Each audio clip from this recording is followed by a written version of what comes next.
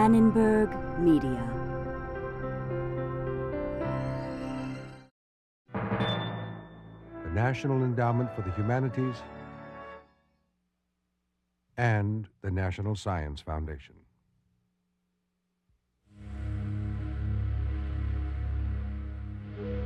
At vacation retreats in ancient Mexico, Aztec kings bathe while their armies sack and burn a remote town. Thousands of captives are marched to the capital where their hearts are offered to gods who sanctioned conquest. Every city and town in the empire pays tribute in exact amount and kind as specified by the Aztecs or risks horrible consequences. In the forests and jungles of other realms, Maya kings ruled great cities with the force of their own personalities. They build temples and huge stone billboards to prop up royal dynasties that have little actual power. They perform gruesome rituals that require the skins of other people. They go to war and capture players for their ball games. Games where the losers never play again. Today, inside ancient pyramids, archaeologists face real danger to bring the story of these kings and their politics out of the past.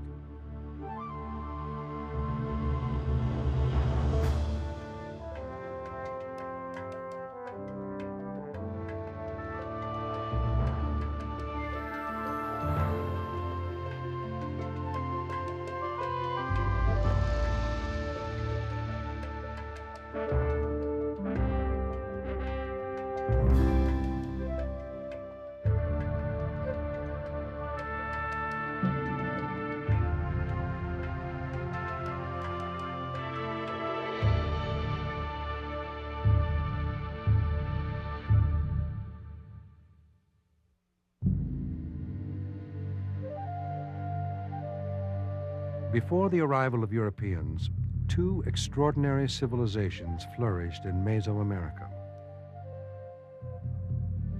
Both the Aztecs and the Maya had cultures of startling sophistication and political systems that were enormously complex. Archaeologists are intrigued by ancient political systems. They want to know how these systems were organized and how they evolved. Archaeologist Arthur Demarest. Throughout the course of human history, societies have become ever more complex. Political systems have developed, some successfully, expanding and growing, while others decline and disintegrate. What are the differences between these societies? Why do some political systems succeed and others fail? That's one of the central questions that we have to address in archaeology.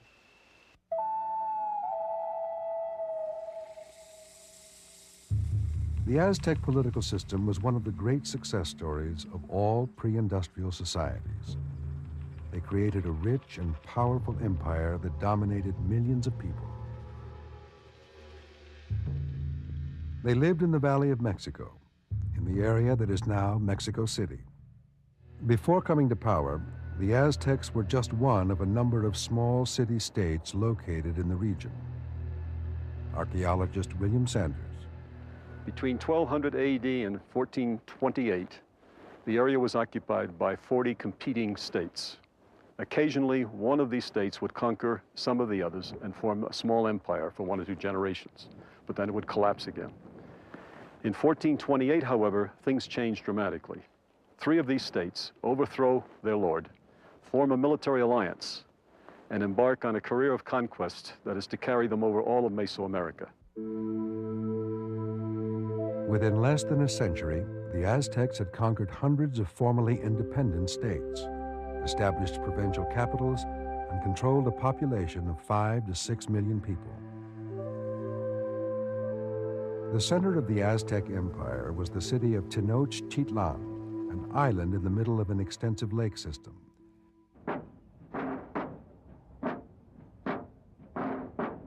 Today, Tenochtitlan is buried beneath the center of Mexico City. In 1978, workers digging ditches for electric cable hit something hard. It turned out to be a huge stone sculpture depicting an Aztec goddess. Excavations around the sculpture eventually led to the discovery of a large complex of buildings directly below the streets of Mexico City. What had been uncovered were the remains of the Templo Mayor, the religious heart of the Aztec Empire. Nested inside the final building were the ruins of 6 earlier structures. One of the earliest was an almost complete temple, including a sculpture which once held the hearts of sacrificial victims.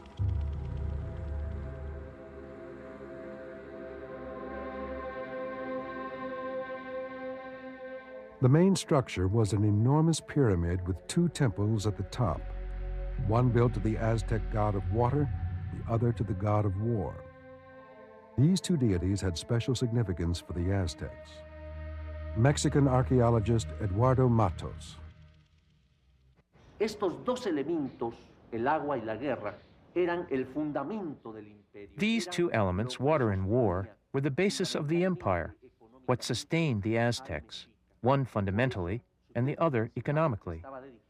For this reason, one of the main temples was dedicated to water, to agricultural production, the fertility of the land, and the other temple was dedicated to war, the conquest of other people. Their religion sanctioned conquest, but that was not enough for the Aztecs. They also rewrote their history to clothe themselves in the mantle of divine authority. The uncle of the Aztec ruler came to him and said, I think we should burn the books. They only deceive the common people. And let's write true history, meaning official history, of course. And this history tells the story of a chosen people. It's very much like the story of the Israelites, a chosen people who start up in northern Mexico at a place called Aztlan. That's where they got their name Azteca. Start in Aztlan under the leadership of a leader who later on becomes their god, Huitzilopochtli. But at that time, he was a human being.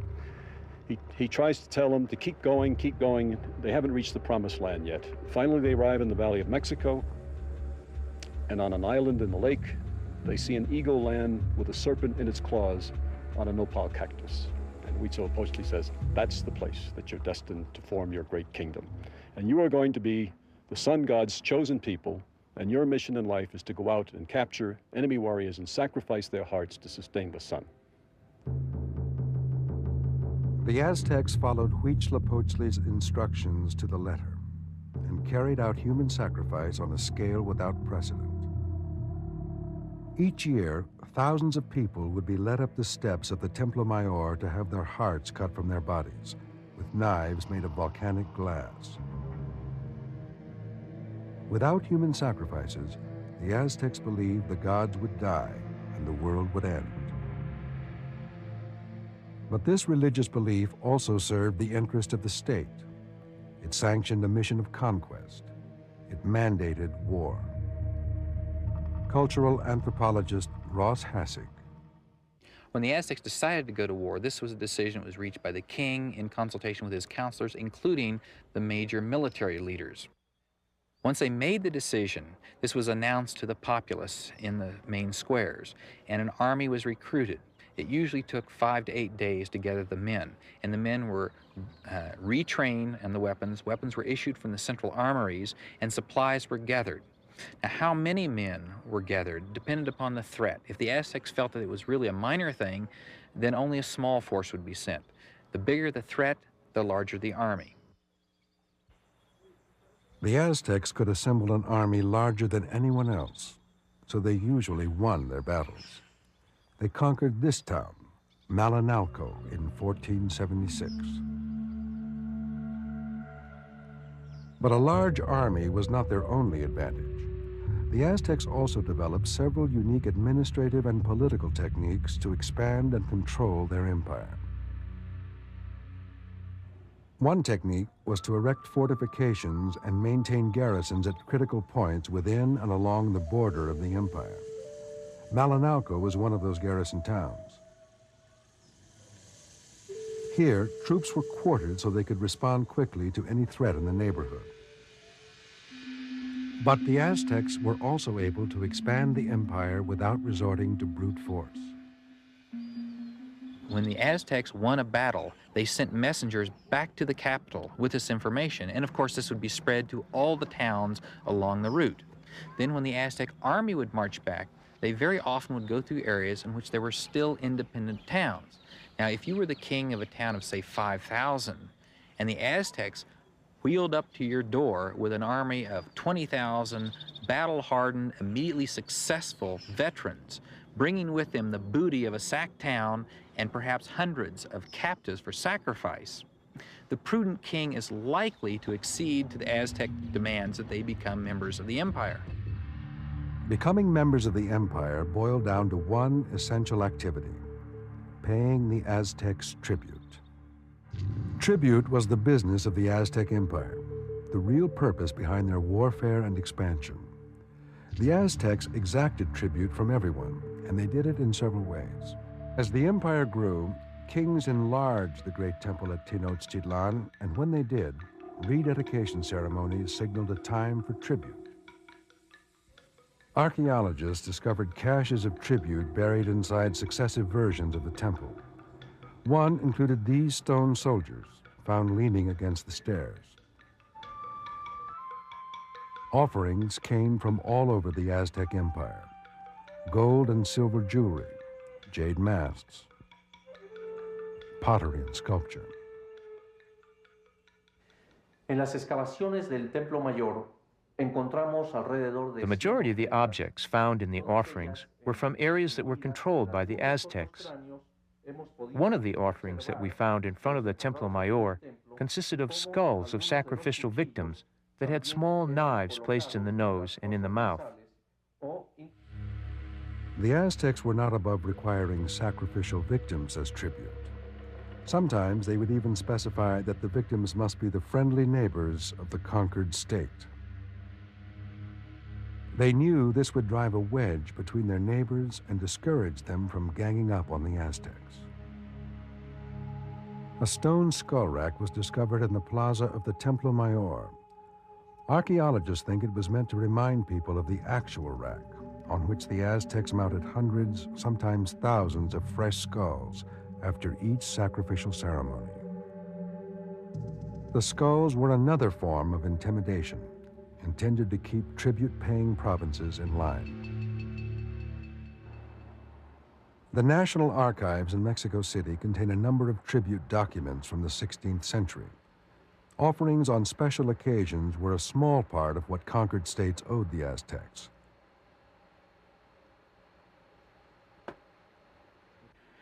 The tribute demands of the Aztecs are recorded here in the Codex Mendoza. This page shows the tribute owed by the town of Tepecuacuilco, denoted by this town glyph. Now, each of the tribute obligations is denoted by a picture, so it's very clear what is being required. For instance, 5 strings of jade beads, because there are 5 depicted. However, they also use their own numbering system.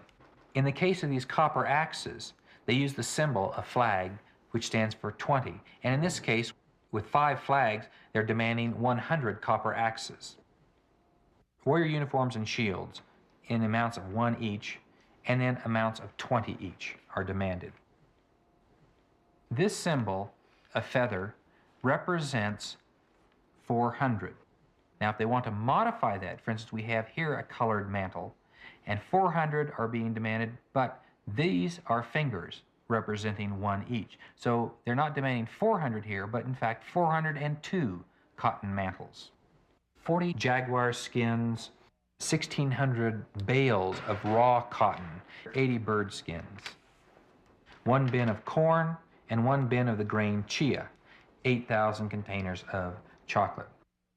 The amount a province or a town was assessed in tribute depended in large part on the difficulty the Aztecs had in conquering you in the first place. If you acquiesced to Aztec demands immediately, your tribute assessment was typically fairly modest. If, however, the Aztecs had to raise an army to go to war before you would agree to be a tributary, then the amount you paid went up. And this tribute amount was negotiable almost throughout the entire process, from the point they made a demand to the point they actually sacked and burned your town.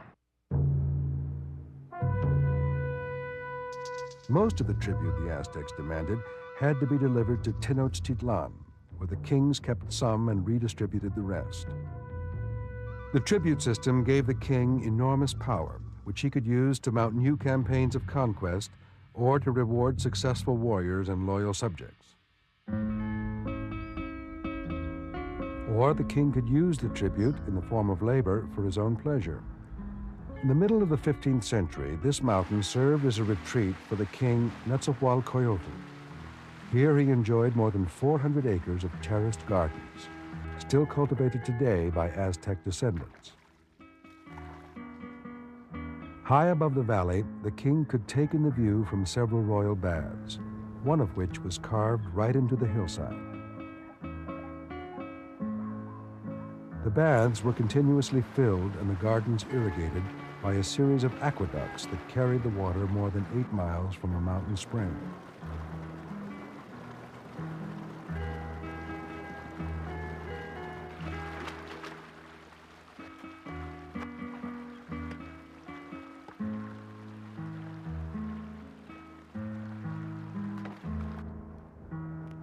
For William Sanders, the retreat is direct evidence of the power held by Aztec kings. Down below me in the flat plain of the Valley of Mexico is the modern town of Texcoco. And that's where the king's permanent palace was located, which was a very large structure according to one of the sources of the 16th century, had several patios and several hundred rooms surrounded by an enormous wall. Apparently, he decided he needed a place to get away from it all, to get away from the business of state, from the cares of state. And so he built these pleasure gardens out here 3 or 4 kilometers from his capital. Only with extraordinary power can a ruler build himself something like this. It reflects the fact that the kings had hundreds of thousands of men available for labor projects of this type.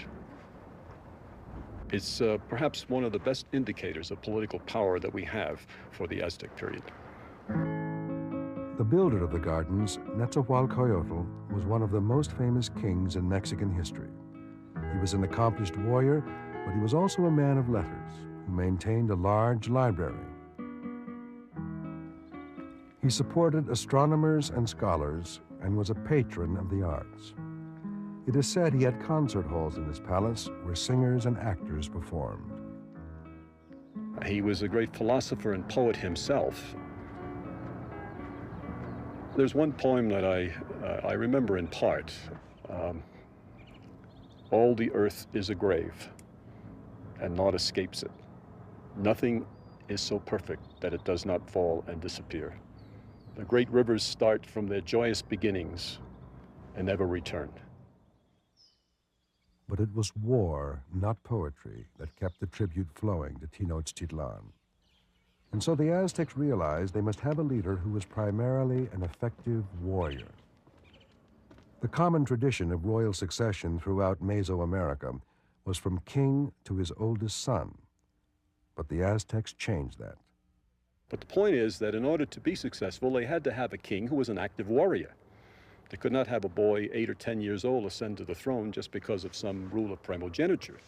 So what they did is they elected among that royal lineage the man with the best qualifications as a warrior. But that was not all. Before the elected king was formally crowned, he was expected to launch a pre-inaugural raid, a campaign against either a rebellious town or against towns not previously conquered.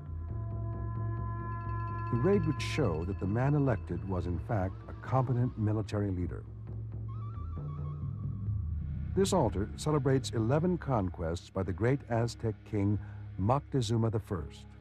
But Moctezuma is not portrayed anywhere on the monument. Instead, it celebrates 11 warriors, each shown subduing an enemy. In Aztec society, it was not just the king who benefited from warfare. The Aztec society was unquestionably a strongly class-based society, but it did allow for a certain amount of mobility, and this mobility was largely through success in war. A successful commoner could hope to achieve noble status by virtue of his deeds. This form of social mobility was illustrated in 16th century documents. First, a poorly dressed novice takes a captive. When he takes another captive, he gets a more elaborate costume and better weaponry. Taking still another, the warrior rises in rank, and so on. A progression from novice all the way to the highest military rank. These rewards for success in battle were nominally handed out by the king himself. So each time you were successful, he would then reward you with a new costume of higher rank and also with additional economic incentives, perhaps mantles, which were wealth, rights to certain lands, and more goods. So as you went up, you gained not only in status, but you gained economically as well. The elected nobles were often given important responsibilities. They would administer provincial capitals or garrison towns like Malinalco. These new elite owed everything to the king, and so they proved reliable surrogates in remote places. Elected nobles were also accepted into elite military orders like the Eagle and Jaguar Knights. At Malinalco, the Eagles and Jaguars had a shrine carved out of the rock face. Like medieval knights, they were highly trained and experienced warriors who could change the tide of battle. The Eagle Knights were so important, they had a large shrine right next to the Templo Mayor in Tenochtitlan. When archaeologists uncovered the building, they found the entrance guarded by life-size statues of the warriors, dressed in eagle costumes. There were two military orders beyond Eagle and Jaguar Knights, but these warriors were considered somewhat unstable, even by Aztec standards. These warriors considered the odds of about 20 to 1 to be about right. So they went into battle first, they came out of battle last, they did not retreat in the face of the enemy, and they were sort of the Mesoamerican equivalent of shock troops. Encouraging elite warriors was of prime importance to the Aztecs, but they also realized their war machine would go nowhere without an agricultural system that could support a large army. The Aztecs' concern for agriculture was symbolized by the deities of water.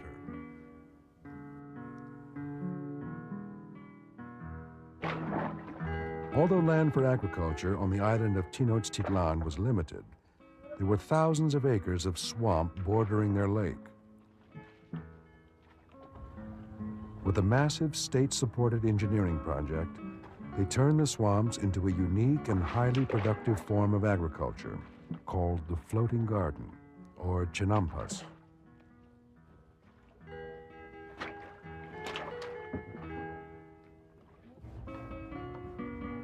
Just outside Mexico City, chinampas are still farmed by Aztec descendants. Our ancestors were the Aztecs. They made this. They worked hard to lay out these fields. We've continued to use the fields, but they made all of this.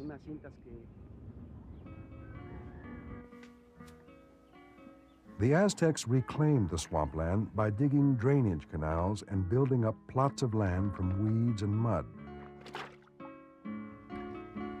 Then they planted willow trees along the edges. The roots of the trees held the plot together. This whole area here, about 40,000 acres, was a huge combination of lake and swamp. You can see how large this area is by just looking off to the south, because the lake extended all the way to the edge of those mountains over here. All of the lake area around Tenochtitlan was eventually turned into chinampas. This must have required the labor of thousands of people, but it was a labor that returned a large, useful dividend. This is one of the transport canals that the Chinampa farmers used to haul their produce and to take their tools out to their fields. In the canal, you can see this plant. It's floating. It's a water lily. Locally, it's called huachinango. And this is one of the keys to the success of Chinampa farming. It reproduces very rapidly, and it's used as fertilizer. They collect it with a pitchfork-like tool, fill up these boats, and they throw it up on the Chinampa, and in 5 days of work, they can fertilize an entire Chinampa, and that's enough to crop successively all kinds of garden crops for 12 months out of the year. And then next year, you go through the same process. With Chinampa agriculture, the Aztecs could sustain a large population and draft armies larger than any competitor. agriculture was a key ingredient in a system that made the conquest state possible.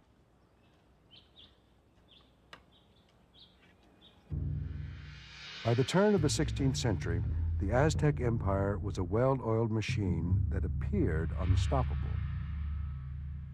In 1519, there were no evidences of any significant internal stresses in the Aztec Empire. It looked as though it was going to continue for at least another 100 years.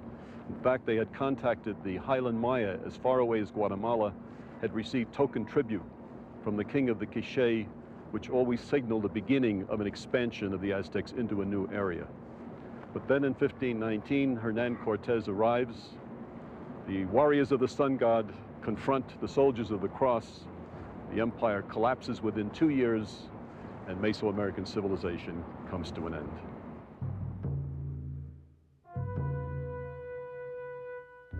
More than 1,000 years before the Spanish conquest and the rise of the Aztecs, another extraordinary civilization flourished in the jungles and forests of Mexico, Guatemala, Belize, and Honduras.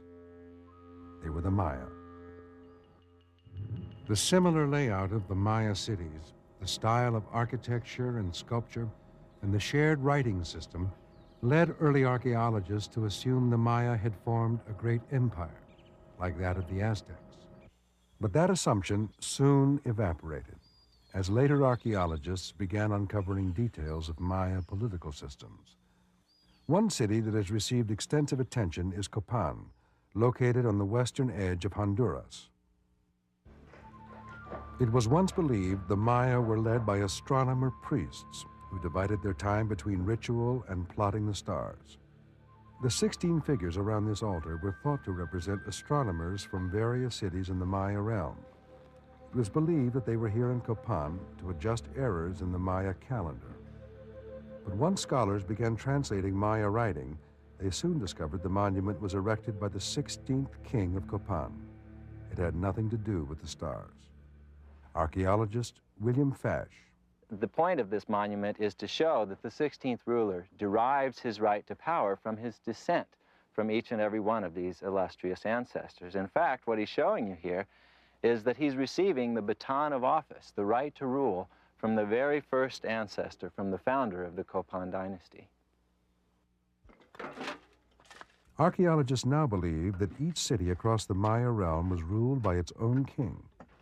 This was not a single empire like the Aztecs created, but hundreds of independent kingdoms existing side by side. But what power did these kings have, and how did they use it? The royal precinct of Copan is a kind of man-made acropolis, supporting enormous pyramids and temples. In its day, each building and plaza would have been coated with white plaster and painted in bright colors. Maya kings had the ability to organize and manage the construction of great buildings. These projects consumed much of the kingdom's available resources and served to express the control the king had over his subjects. Archaeologist Robert Scherer.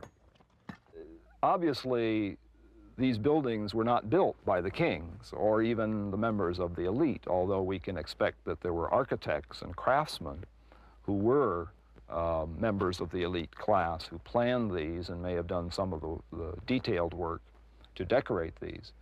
But the basic labor, the moving of the fill and the cutting and movement of the stone and the placement of the stone, of course, this was all done by the labor provided by the sustaining population in the valley. And that isn't just the labor to build the buildings, but obviously these buildings had to be maintained continuously. They had to be replastered and repainted, protected against the weather.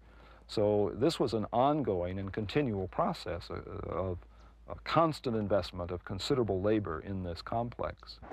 But it was not entirely a one-sided relationship. Royal construction projects took place in the dry season, when people could not farm. In return for their labor, the king provided his subjects with food. Archaeologists believe the king of each Maya city probably controlled a large piece of the best farmland, land that could produce a surplus beyond the needs of his royal household. But no Maya king controlled a large food-producing system like the Aztec Chinapas. Consequently, the real power of Maya kings was limited, so it was natural that they sought to control their subjects in other ways.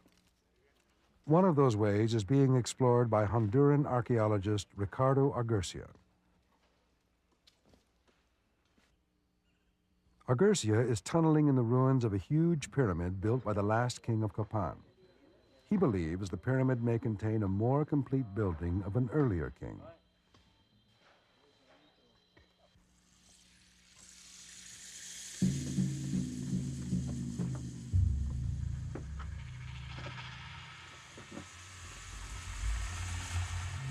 He first drove one tunnel northward from the main shaft and discovered the remains of a wall. These are the remains of earlier buildings on the Acropolis. Behind one of the walls, Argurcia found another and followed it farther inward and upward toward the heart of the pyramid. Next thing we knew, we hit this incredible building. What Argurcia found astounded him. The roof of a buried building, decorated with elaborate plaster sculpture.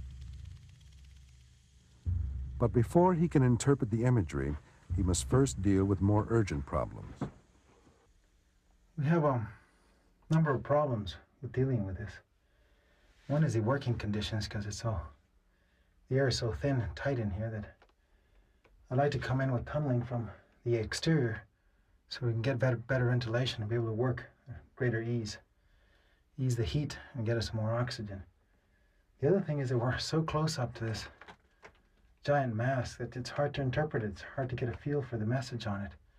We're exposing so little of it, and this was made to be seen from a long distance. This was a big building.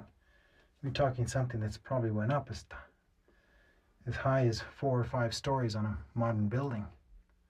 So it's hard to be able to decipher the message from this close and seeing so little of it. We're going to need a lot more exposure. Argurcia's team continued digging, extending and enlarging the tunnels. Finally, they uncovered enough of the facade to make sense of the sculpture. The lower floor supports 2 plaster masks, once painted in bright colors. At the center of this mask, we have what's called God Di, also known as Itzamna, which is a principal deity of the Maya cosmos. He's coming out of the mouth of a bird, which is probably the celestial bird. And as we move into the upper register, we have another complex scene. Basically, we have 2 snakes, and into the mouth of the one that's facing up is descending the representation of Kin, or the sun, reflecting, I think, also that we are on the west side of the building. And therefore, this is the side where the sun descends into darkness at the end of every day. So far, all the imagery uncovered on the building has some kind of religious message. The king is telling his subjects that he has special access to the supernatural world of gods and revered ancestors. Archaeologists believe religion and the control of religious symbols was a major source of royal power. But this power lacked coercive force, like the Aztecs used, to back it up. Maya royal power relied heavily on faith, a faith that needed constant reinforcement.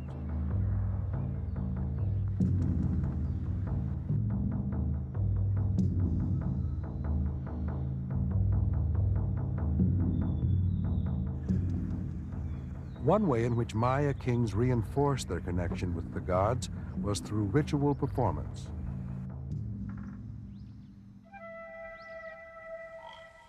This monument, called a stela, commemorates a ritual performed on the 26th day of July, AD 736.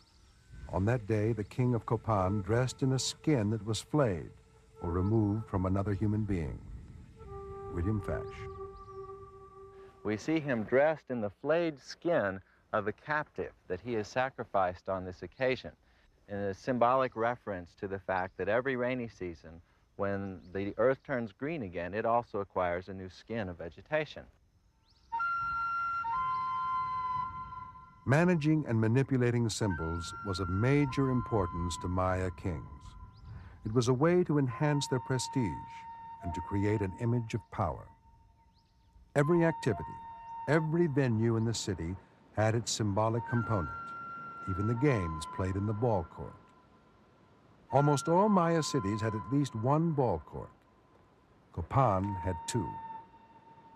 No one knows for sure how the ancient Maya played the game, but in Mexico today, a number of variations still exist. Two teams face off and hit a rubber ball back and forth, using only their hips. The idea is to keep the ball in play. In an ancient painting, the Maya are shown playing the game. Only kings and nobles participated, so the players' dress, though likely uncomfortable, was an indication of high status. Linda Sheely is an epigrapher, a scholar who translates hieroglyphs and interprets Maya art. Now, this is, on the one hand, a sports arena, but on the other hand, it's a great container for royal theater. Most of all for the king, it is a place of public performance. That performance is on sometimes the level of sports, but if you think sort of like the World Cup, the great soccer championship, or the Olympics, or the Final Four in college basketball, those are sports, but they're also an arena for politics. The President of the United States throws out the first ball in baseball. It's where politicians come to be seen. The stairway that's on the front of the Great Acropolis there not only is a method of getting up to the Acropolis, but it's great bleachers. This is like a Greek amphitheater or like the Houston Astrodome. And if you can think of them not as it is now with grass and trees, but with plaster all over the stairs, painted red and full of people, the sounds of musicians and the sounds of crowds and roars as the play goes back and forth across the field. Sometimes the king participating as a player, if he was particularly young and nimble, and sometimes observing from afar as his team and opponents played out the game. For the ancient Maya, the ball court was not just a place to spend a pleasant afternoon. It was also an arena for a deadly form of theater. Captives from neighboring cities were sometimes forced to play. They, of course, were preordained to lose and were then killed in a sacrificial ceremony. The ancient Maya viewed the ball game as a metaphor for the struggle of good against evil, in which the king is hero. It was the king who personally captured the victim players. So the ball court provided another opportunity for Maya rulers to focus public attention on themselves. Archaeologist Arthur Demarest. These Maya ceremonial centers were giant stages. They were theaters in which the rituals of the Maya state were displayed. The sacrifices, the bloodlettings, the ball games, all of these things were mechanisms by which rulers tried to reinforce their power, to generate greater prestige through ritual display. But it's a weak source of power. It's the power of an evangelist preacher rather than the kind of economic power that you see in states like the Aztec. But even power based on belief did not come without risk. All Maya kings were expected to put their prestige on the line in regular tests of warfare. The Maya were almost continuously at war with each other, as these ancient wall paintings illustrate. But until recently, the popular view, even among scholars, saw the Maya as a peace-loving people. Archaeologist David Webster. This was part of what we call the mystique of the Maya. The Maya are different from other people. They're unique. They don't behave the way other people do. Of course, most complex pre-industrial societies are plagued with warfare, and the question was, in my mind years ago, why should the Maya ever have been different? Archaeologists soon discovered the Maya were not that different. Evidence of war and captive-taking began turning up in many cities. This drawing of a stela shows a king standing on the stripped and bound ruler of a neighboring kingdom. The decapitated remains of sacrificial victims are often found buried under royal buildings. Some of the human skulls discovered at Copan have been intentionally reworked into something else. Physical anthropologist Rebecca Story. It didn't take much looking at them to see, of course, that they have been deliberately modified. This one here, of course, has been cut. There are drill holes in these. We don't naturally have those kind of holes in our skull. There are evidences of cut marks where they might have removed flesh or skin from the individual. These are probably the remnants of individuals killed in battle. And in order for them to remember or commemorate their victory over this individual, they would take his skull and make it into a mask. Now, they undoubtedly did this so that it could be used as a mask, either to hang right here or as an actual mask. We also know that he had an elite rank, probably because of the jade inlay in the teeth, usually found only with Maya nobles. On one level, Maya warfare was the sport of kings and nobles. They would raid a neighboring city to capture a few high-level people for public sacrifice. The higher the rank of the captives, other rulers are best, the more prestige the king would accrue back home. But this kind of warfare may well have had another function. When you have fairly constant episodes of warfare between a lot of closely juxtaposed independent centers, one of the functions of these warfare episodes is clearly to test for the resolve and military organization of your opponents. And so you may have a lot of almost ritualized looking fighting, which might result in some capture of sacrificial victims. But the main function of it might be sort of boundary maintenance, display, expressing to your enemies that you have a lot of allies, that you can muster warriors, that your elites are powerful men, and that they should not fool around with you. Despite the fact that Maya kings were often at each other's throats, they still managed to carry on enduring social and diplomatic relationships. Like the royal families of Europe, Maya kings shared a common culture that crossed political boundaries. Kings visited one another, exchanged gifts, and formed alliances. Archaeologists have plotted these visits that were often recorded in hieroglyphs. Some of the kingdoms are fairly close together, others hundreds of miles apart. Maya kings and elite not only visited one another, they also intermarried. For a king, marriage had more than the usual benefits. Marriage to a woman from a powerful family could ensure the loyalty of that entire family, perhaps hundreds of people. And Maya kings could have many wives at the same time. So through good marriages, they accumulated greater power. But even for a king, marriage is never foolproof. Early in his life, the king of this Maya city, Yaxchilan, married a woman from a powerful local family. All went well until the king, whose name was Shield Jaguar, decided to marry again, this time to a foreign woman. Shield Jaguar, in his old age, married a beautiful young woman named Lady Evening Star. In his 62nd year of life, she gave birth to a son which he apparently doted on and loved more than anything, perhaps because it brought with this child alliance with this very powerful kingdom, and he wanted that child to succeed to the throne.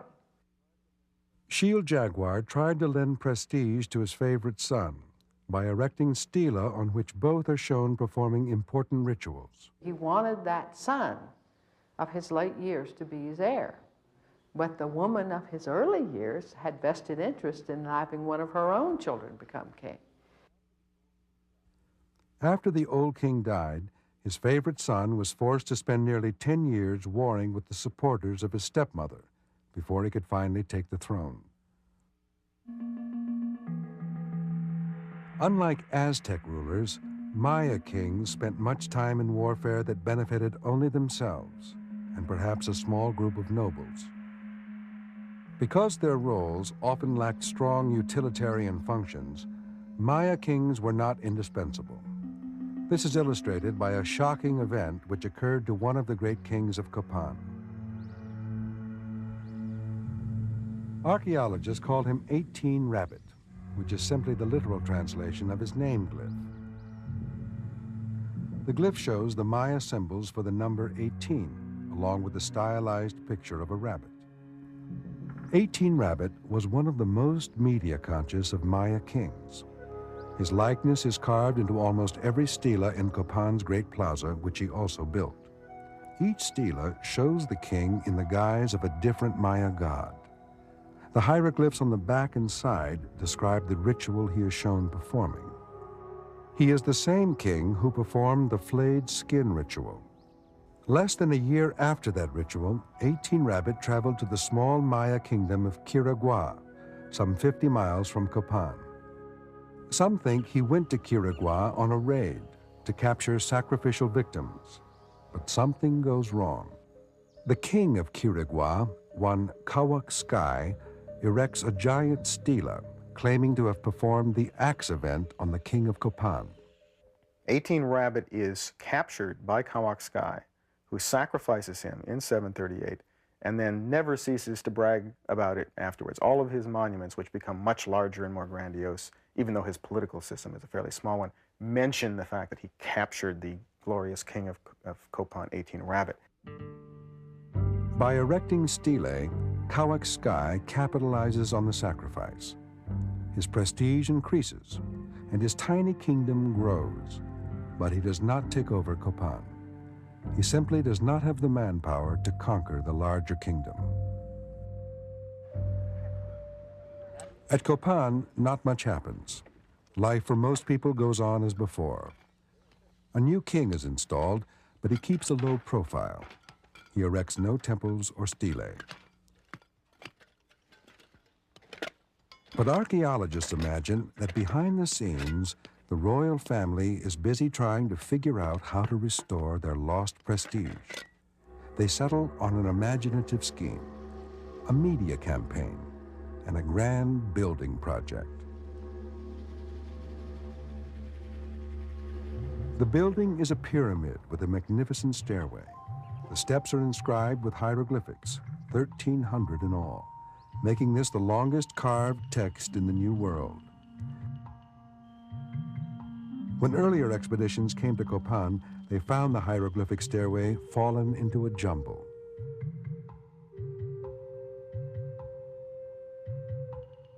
One expedition rebuilt the stairway, but their effort resulted in an assembly of hieroglyphs that were out of sequence and made no sense.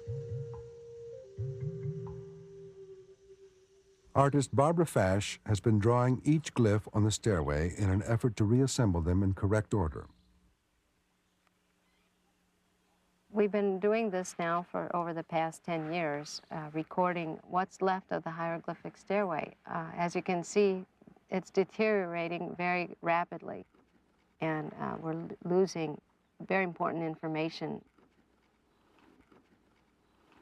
What we're hoping to do is be able to put it in order, and that way we'll be able to have a better idea of what the hieroglyphic stairway actually said. Fash's work is already paying off. It is now clear that this is a kind of ancient media blitz, a stone billboard recalling all the great deeds of Copan's kings, including 18 Rabbit. It was propaganda, and it was probably effective. The royal dynasty continued, and the king who built the stairway lived a long and prosperous life.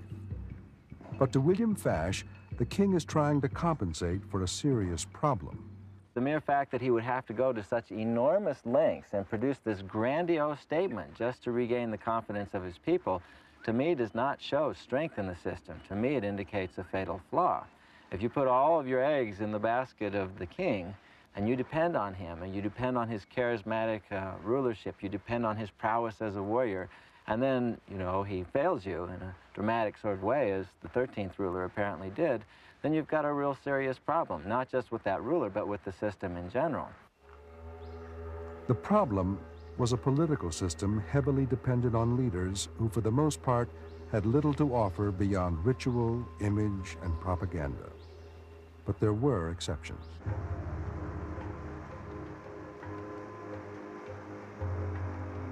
In a remote jungle, Arthur Demarest and a team of archaeologists are investigating a Maya kingdom that, like the Aztecs, expanded through warfare and conquest. They are working at Dos Pilas in the Petén region of Guatemala. During the reigns of just 4 kings, Dos Pilas exploded from a small settlement to become one of the largest kingdoms in Maya history. The conquered territory included older and more established kingdoms like Ceibal. This is a very important war monument. It commemorates one of the greatest victories in the dynastic expansion of Dos Pilas. You see here the king of Ceibal, stripped, bound, humiliated, and he's being tortured and bled. The text records that he was decapitated here in the plaza area of Dos Pilas.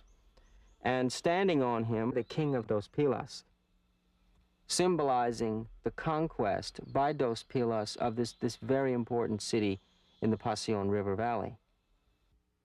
Throughout Maya history, kings have attempted to expand beyond the boundaries of their individual kingdoms. But these attempts were often short-lived or completely unsuccessful. Would Dos Pilas prove the exception? In the domain of Dos Pilas was Punta de Chimino, located on a peninsula jutting into Lake Petesh Batun. Here there's a break in it where it drops down into this little bay. While surveying the region, Demarest discovered that what at first looked like a natural ravine was in fact a man-made channel, a kind of moat, like those that encircled medieval castles. You can see where the moat was. Originally, the water would have run all the way across to the other side where you can see the sky. The moat was apparently designed to cut off the peninsula from the mainland, making it a highly defensible island. On the city side of the moat, Demarest found the earth built up into a long, steep incline. See how steep this is right now, how difficult to come up. It's probably originally almost vertical. And it would be much more difficult if you had some Maya up at the top hurling spears and rocks down on you. The archaeologists think that for further protection, there would have been a tall wooden fence on top of the embankment. This whole thing seems almost like overkill, you know, the degree of defensive construction beyond what you would have thought was necessary. I think it emphasizes how things by this point had fallen to pieces in this region.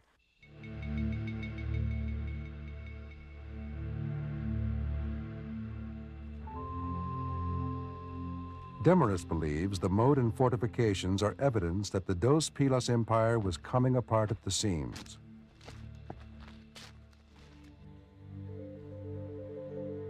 The territory was more than double the size of a standard large Maya kingdom. So administratively, it was beyond the capability of normal Maya political organization and military organization. In AD 760, 2 of the conquered kingdoms stage a revolt. They capture the king of Dos Pilas, drag him from city to city, and then sacrifice him in the usual fashion. The killing sends the entire region into a scale of warfare seldom seen among the Maya. Every city goes to war against its neighbors. In the end, all the cities in the region are destroyed and abandoned. At the once thriving city of Dos Pilas, surviving inhabitants tear apart the buildings and reuse the stones to construct defensive walls.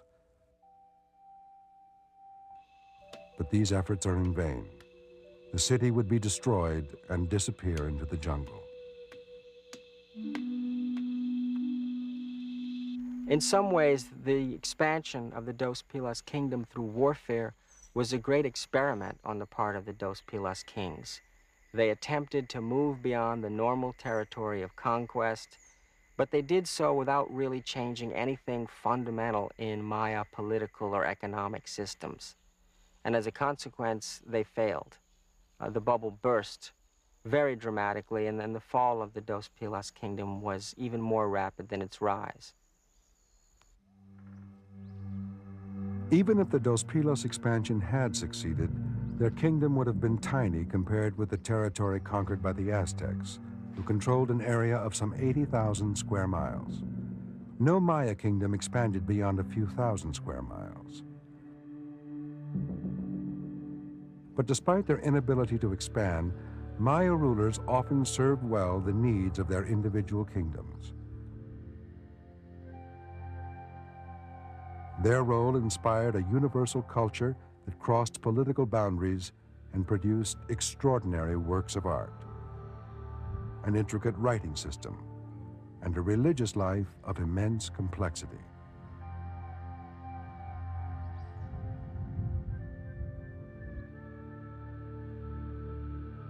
The achievements of the Aztecs cannot be minimized by their own ignoble end.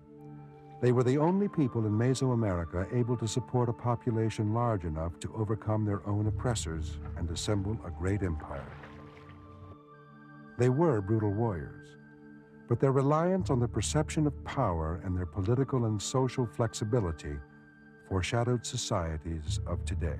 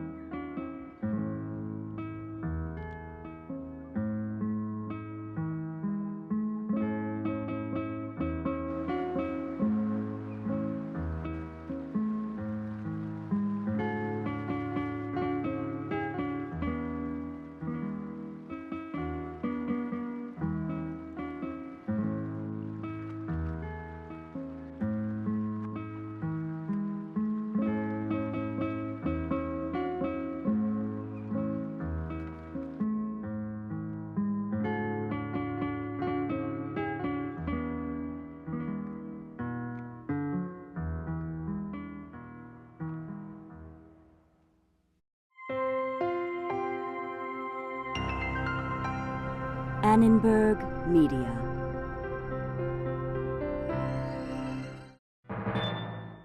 The National Endowment for the Humanities and the National Science Foundation. For information about this and other Annenberg Media programs, call 1-800-LEARNER and visit us at www.learner.org.